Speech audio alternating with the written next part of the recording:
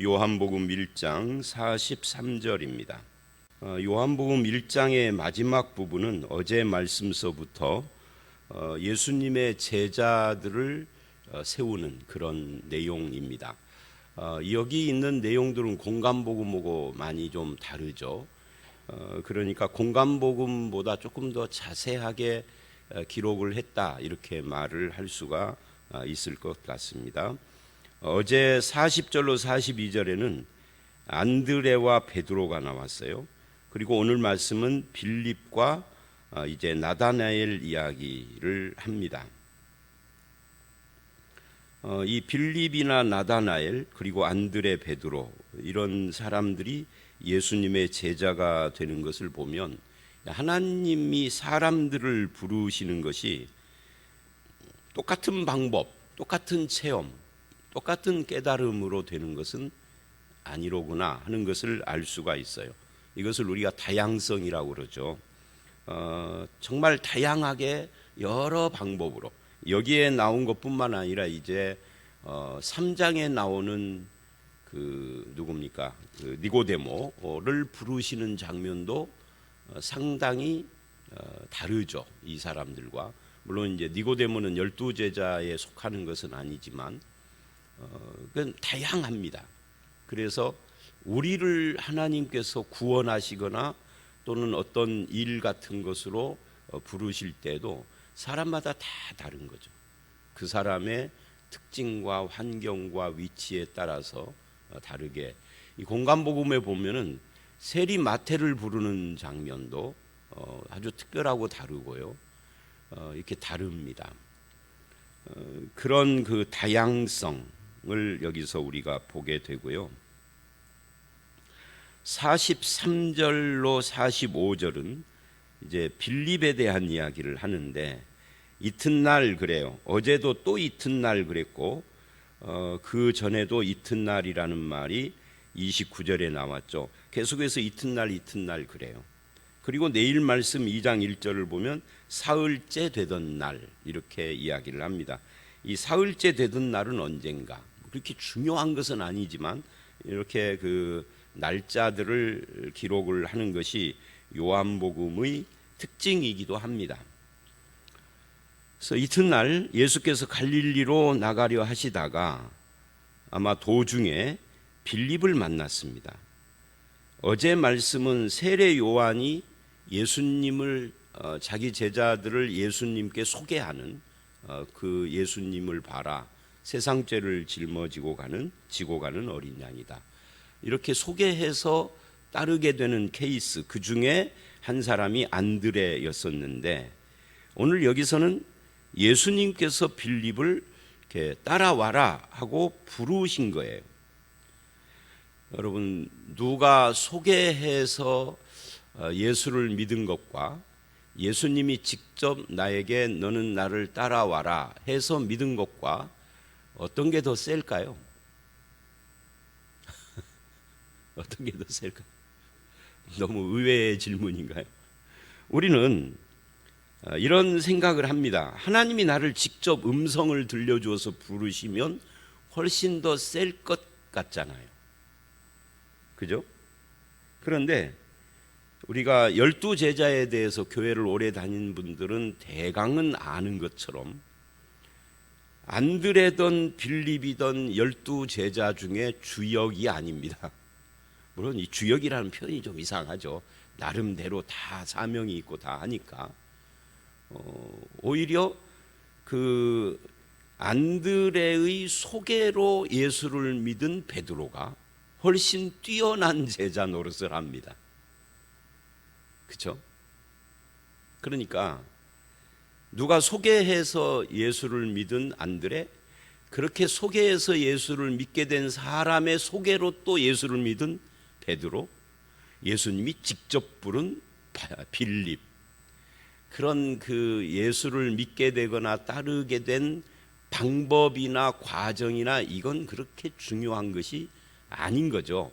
결론적으로 예수를 믿고 예수를 따랐다, 이게 중요한 거지, 예수님이 나를 직접 하나님이 꿈의 음성을 들려주었어, 그러면 굉장히 신비하고 나보다 훨씬 더 능력이 있을 것 같고, 그게 우리들의 생각인데 성경의 기록은 그러지 않아요. 어떤 방법으로 그 사람을 구원하고 어떤 방법으로 그를 사역자나 일꾼으로 부르고, 그건 그냥 방법일 뿐이죠. 이렇게 불렀으니까 더 세다 이런 것은 없는 거예요. 그래서 빌립처럼 신적인 권위에 압도돼서 나를 따르라.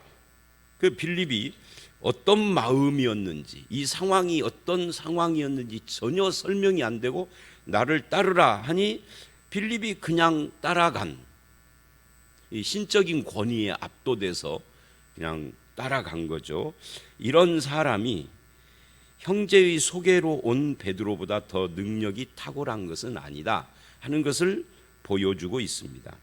둘 다 예수를 만나고 그분이 누군가를 알게 되면서 예수 그리스도를 따르게 됐다. 이게 중요한 것이죠. 그리고 44절에 이제 빌립을 설명을 해요. 이 빌립은 어제 말씀에 나왔던 안드레와 베드로와 한 동네 사람이다. 벳세다 사람이다.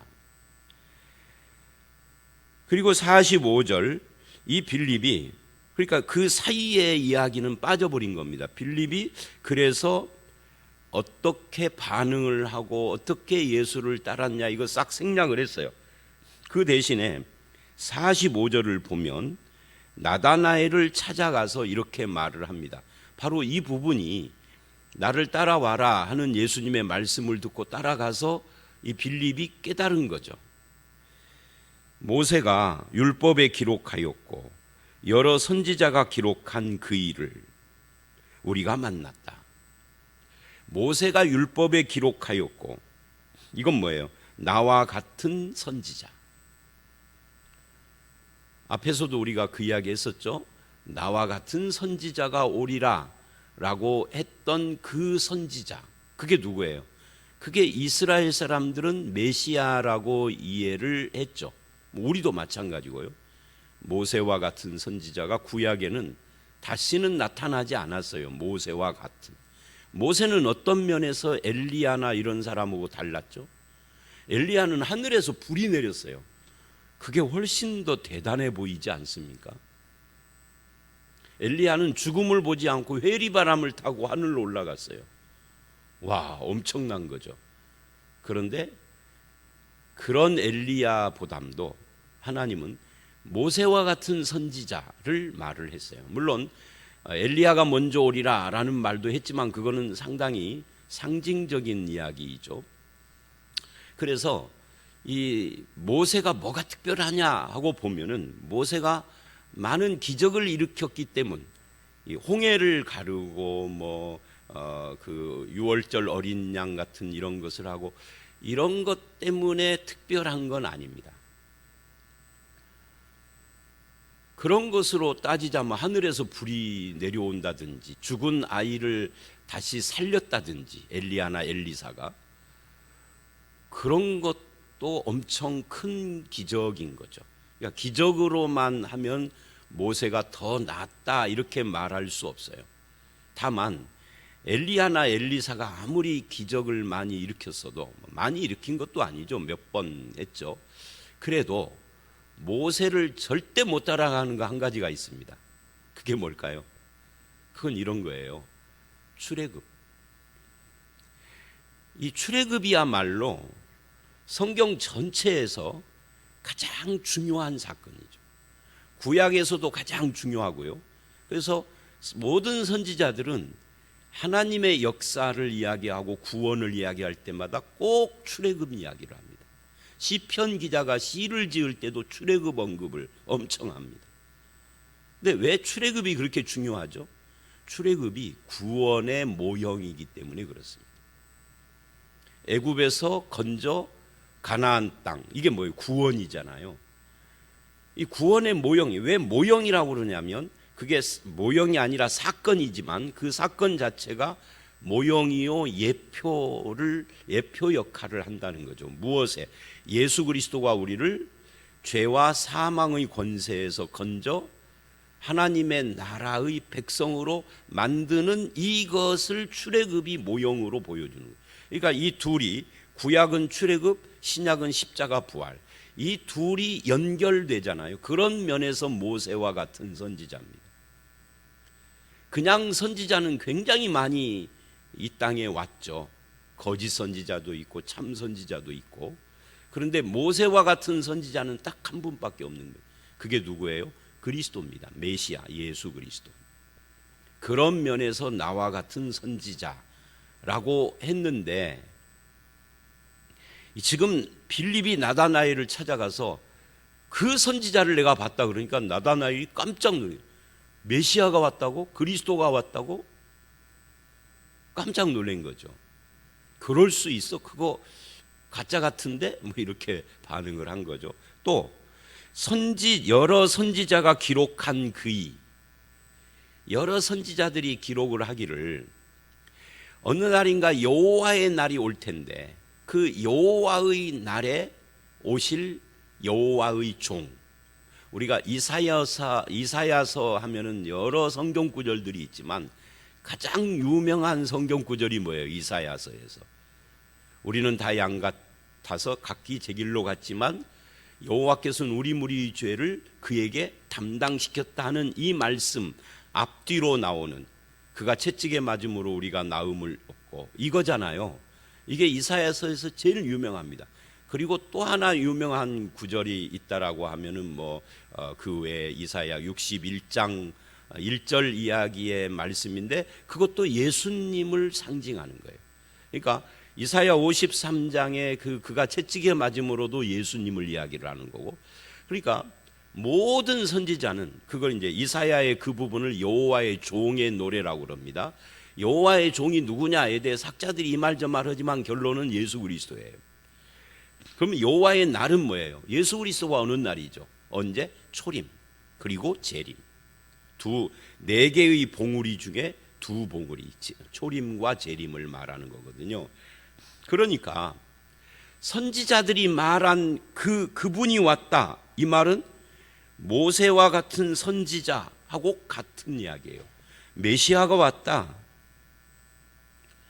그 메시아 그리스도죠. 기름 부음 받은 자. 그가 누구냐? 요셉의 아들 나사렛 예수니라. 이 요셉의 아들 이런 것은 우리로 말하면 김예수인데, 김씨가 하도 많으니까 광산 김씨 예수다 이렇게 말한 거고 비슷한 거예요. 그러니까 성이 있고 이름이 있고, 그런데 이스라엘은 성이 있는 게 아니라 누구의 아들 누구, 근데 누구의 아들 누구도 겹치면 누구의 손자 누구의 아들 누구 이러면 양 겹치는 거예요. 그렇게 표현을 했어요. 성경에 보면 그런 기록이 굉장히 많이 나오죠. 특히 구약에 많이 나옵니다. 누구의 현손, 누구의 증손, 누구의 아들 뭐 이런 식으로. 근데 우리로 말하면 김액 김씨냐 광산 김씨냐 뭐 이런 거죠. 그런 예수, 그런데 그가 사는 곳은 어디냐? 나사렛이다. 확실하게 나사렛에 있는 누구의 아들 누구 그러면 딱 나오는 거죠.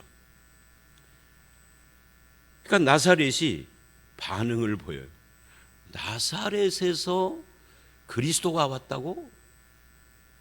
아닌데, 나사렛에 무슨 선한 것이 날 수 있느냐, 이 말은 나사렛을 무시하는 말이라기보다는 이 나다나엘이 성경을 잘 아는 거예요. 왜 성경을 잘 아느냐면 나중에 보면 예수님이 네가 무화과 나무 아래 있는 것을 봤다라는 말씀하고 연결이 돼요. 이 무화과 나무라는 데는 이스라엘 사람들이 거기 앉아서 말씀을 묵상하고 기도하는 그런 곳이에요. 그냥 나무 그늘 아래가 아니라. 왜 무화과 나무 아래냐면 우리나라처럼 사방에 그늘이 있고 나무들이 있고 이런 나라가 아니니까 무화과 나무 그늘 밑이 바로 묵상하고 기도하기에 최적 장소인 거죠. 그러니까 나다나엘은 이 한 구절만으로도 성경에 관심이 많고 성경을 잘 아는 사람이었어요. 이때 성경은 신약이 기록이 안 됐으니까 구약인 거죠. 그러니까 성경에 의하면 네가 말하는 그 메시아 그리스도는 나사렛에서 나오는 게 아니야. 어디서 나와요? 베들레헴인 거죠. 유다에서 나오는 거죠. 갈릴리에서 오는 것이 아닌 거죠. 그래서 나사렛에 무슨 선한 것이 날 수 있느냐라고 반응을 한 겁니다. 이 편견, 나사렛은 선한 것이 나올 수 없다 하는 이 편견, 마치 전라도 사람이 그렇지, 이게 우리 전라도에 살고 있는 우리들은 모르지만 서울 경기 가면 그런 말 많이 합니다. 김대중 씨가 대통령을 한 뒤로는 약간 누그러지기는 했으나 근본이 안 바뀌었어요. 그런 말을 참 많이 합니다. 전라도 것들은 사기꾼이고 이런 말 많이 합니다. 그런 거하고 비슷한 거죠. 이 편견. 근데 이 편견이 우리는 정치로부터 나왔죠. 그런데 이 나다나엘의 이 편견은 어디서 나왔어요? 성경 지식에서 나온 거예요.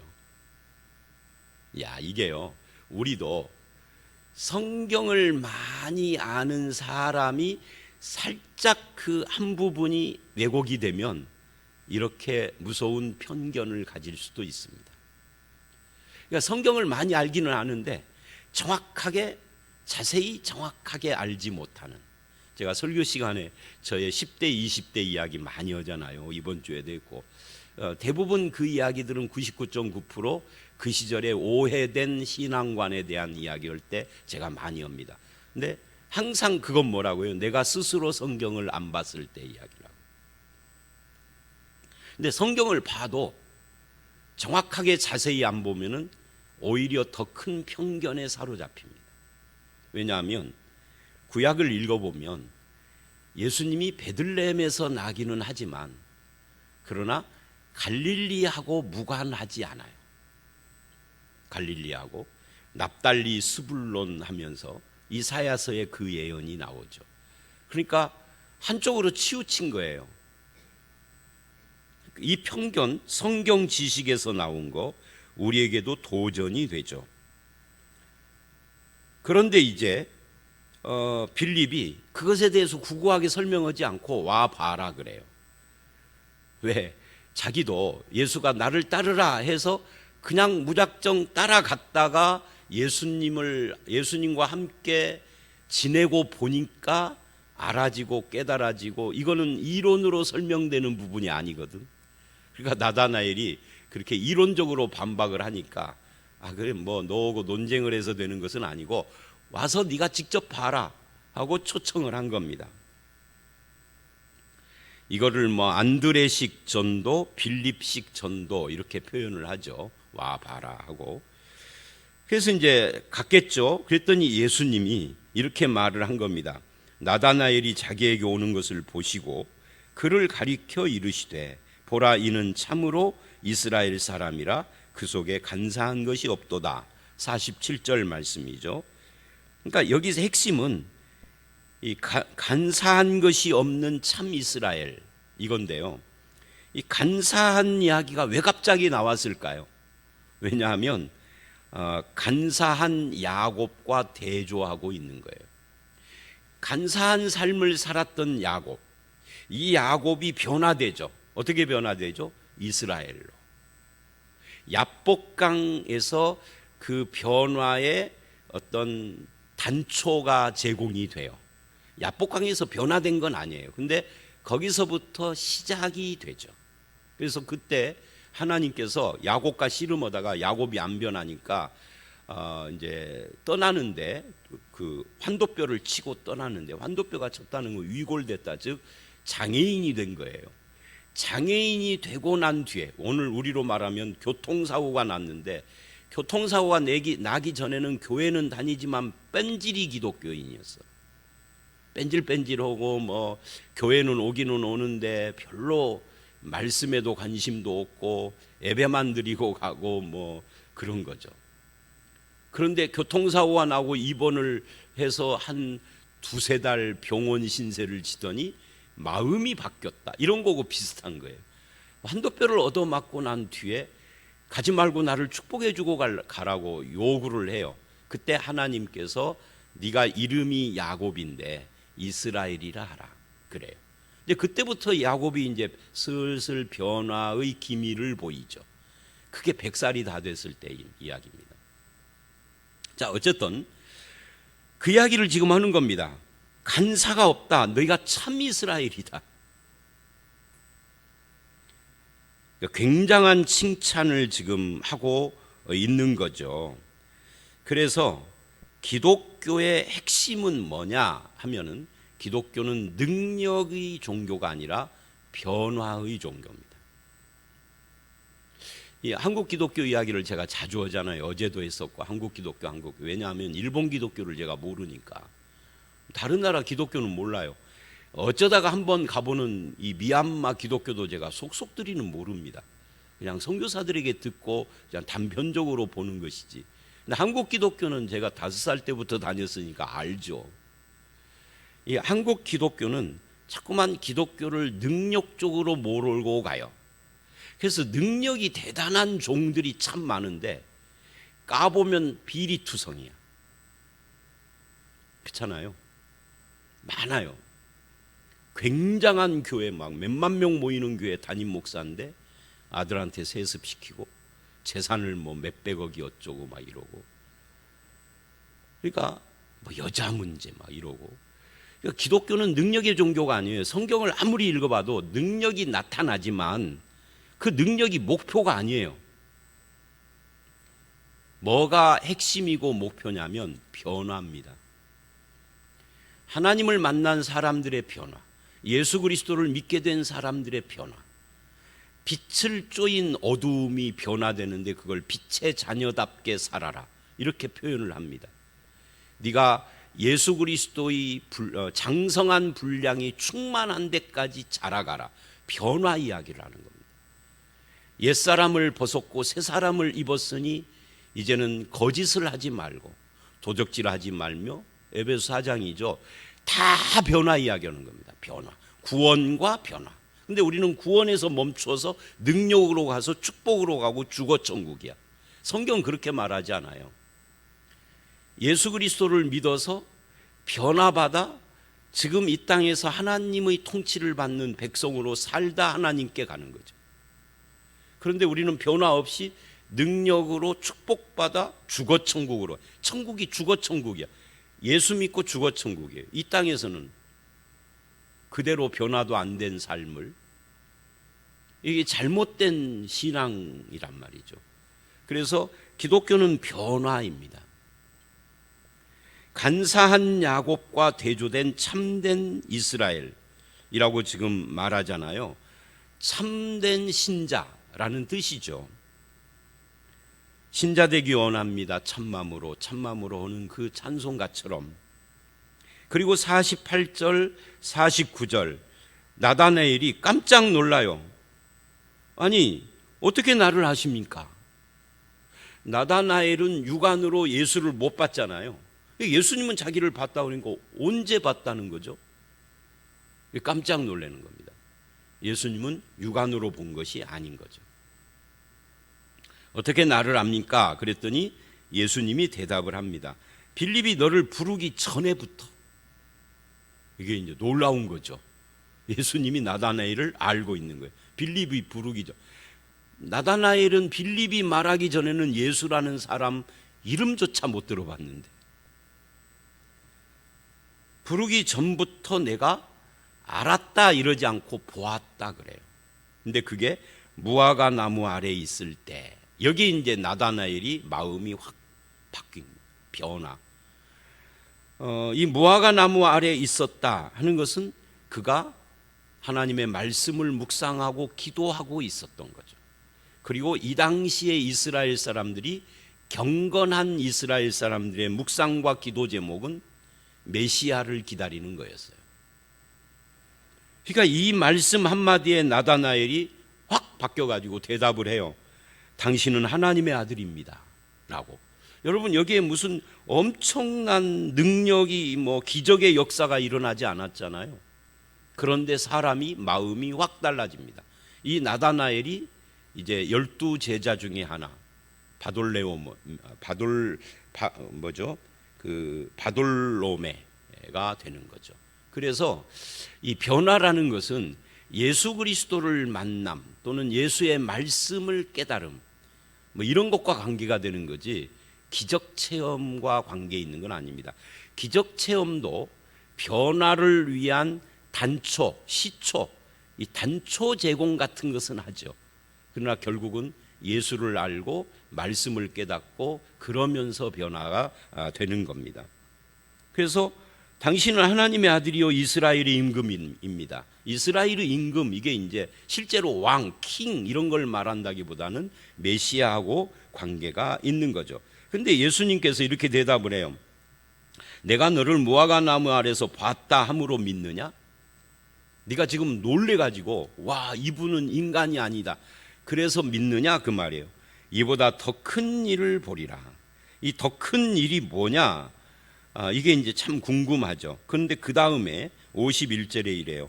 진실로 너희에게 이르노니 하늘이 열리고 하나님의 사자들이 인자 위에 오르락내리락 하는 것을 보리라. 여러분, 하늘이 열리고 하나님의 사자들이 오르락내리락, 이거 어디서 우리가 많이 봤던 말씀이죠. 그게 뭐예요? 야곱이 형을 피해서 삼촌 집으로 도망가는 그 첫날 광야에서, 그게 루스입니다. 황무지라는 곳이죠. 그곳에서 잠자다가 꿈을 꾸고 일어나서 그 돌베개 베고 잤던 그곳에 기둥을 세우고 기름을 붓고 하나님을 예배했던 베델이죠. 베델. 이 루스 황무지를 베델, 하나님의 집으로 이름이 바뀌는 장면, 그게 창세기 28장 이야기입니다. 거기서 하늘과 땅이 이어지는 그 경험이 단순한 개꿈이 아니고요, 바로 예수 그리스도, 하나님과 인간 사이를 잇는 사다리로 오실, 이 사다리, 이게 뭐예요? 이게 중보자라는 거죠. 하나님과 인간 사이의 중보자로 오신 그런 예수 그리스도를 네가 볼 것이다. 이보다 더 큰 일이 바로 그거다 이야기예요. 즉 인간을 구원하는, 죄인을 구원하는 십자가 부활 사건을 이렇게 표현을 하고 있는 겁니다. 그래서 우리가 믿는 예수님은 누구냐? 하나님과 인간을 잇는 분이죠. 그 이으시는 분, 그걸 그리스도라고 표현을 하는 겁니다. 그리스도, 제사장, 선지자, 왕. 그 중에도 제사장 사역, 죄인의 죄를 사하시고 하나님과 연결하는 거죠. 바로 그런 분인 것을 네가 보게 되고 믿게 되는 것이, 네가 나를 보지도 않았는데 내가 알아보는 이 놀라운 기적보다 더 큰 일이라는 거예요. 그러니까 말씀을 이제 마치면, 우리가 무슨 밤에 자다가 무슨 엄청난 꿈을 꾸었다, 기도하다가 뭘 체험했다 보다 여러분이 예수 믿는 것이 훨씬 더 큰 기적인 거죠. 그런 거 아무리 해도 예수 안 믿으면 소용없는 거예요. 예수 안 믿으면 지옥행인데, 그런 체험이 하나도 없어도 예수를 진실로 믿고 있으면 그게 엄청난 기적인 거죠. 이보다 더 큰 일이 바로 그런 일인 거죠. 자, 오늘 말씀 한 구절 한 구절 설명을 하다 보니까 많은 이야기를 했어요. 남의 소개로 믿은 것과 예수님이 직접 부른 것과 어느 것이 더 세냐? 어느 것이 더 센 게 아니죠. 예수 믿었다가 중요한 것이죠. 거기서부터 시작을 해서 참 이스라엘, 간사함, 나사렛의 선한 것이 이 편견 문제, 그리고 내가 너를 무화과 나무 아래서 봤다. 근데 이보다 더 큰 일이 뭐냐? 바로 예수 그리스도가 하나님과 인간 사이의 중보되심, 이거를 믿고 알고 가는 이것이 훨씬 더 중요한 것이고 더 큰 기적이다라고 말씀하시는 것까지 봤습니다. 한마디로 말해서 저와 여러분이 어떤 식으로 오게 됐던 예수를 믿게 됐다라는 것이 얼마나 큰 축복인가 하는 것을 이야기하고 있는 겁니다. 그렇게 예수 믿는 사람은 어떤 삶을 가야 하느냐면, 능력 추구가 아니라 변화된 삶을 추구하는 그런 신자로 가야 합니다. 능력 있는 사람, 설교자라는 사람은 참 많은데 변화된 모습 보이는 사람들은 드물거든요. 네, 여기 있는 사람들이 다 참 변화된 삶을 산다면 얼마나 귀하겠어요. 그런 저와 여러분들이 되시기를 주의 이름으로 축원합니다. 함께 기도하겠습니다. 하나님, 빌립이 예수를 믿게 되고 자기 친구 나다나엘에게 또 소개를 해서 그 나다나엘이 예수를 믿게 되어지는, 그리고 예수의 제자가 되는 과정을 살펴봤습니다. 주님, 어떤 식으로든지 우리가 예수를 믿게 됐다라는 것은, 이것은 엄청난 일이고 이보다 더 큰 일을 보리라 했던 바로 그 일이 우리에게 일어난 것을 우리가 알았습니다. 예수를 믿는 자답게 참으로 변화된 삶을 살아갈 수 있도록 우리를 인도해 주시옵고, 우리 속의 모든 간사함을 제거하시고 참 이스라엘로 살아가는 그런 성도가 되게 해 주시옵소서. 오늘 이 하루도, 그리고 우리의 남은 인생이 이보다 더 큰 일을 일으키신 십자가의 예수, 부활의 예수를 믿는 믿음으로 살아가는 생애를 살아가도록 주께서 늘 우리를 지켜주시고 인도하시고 우리와 함께 해주실 줄 믿사옵고 예수님 이름으로 기도드렸사옵나이다. 아멘.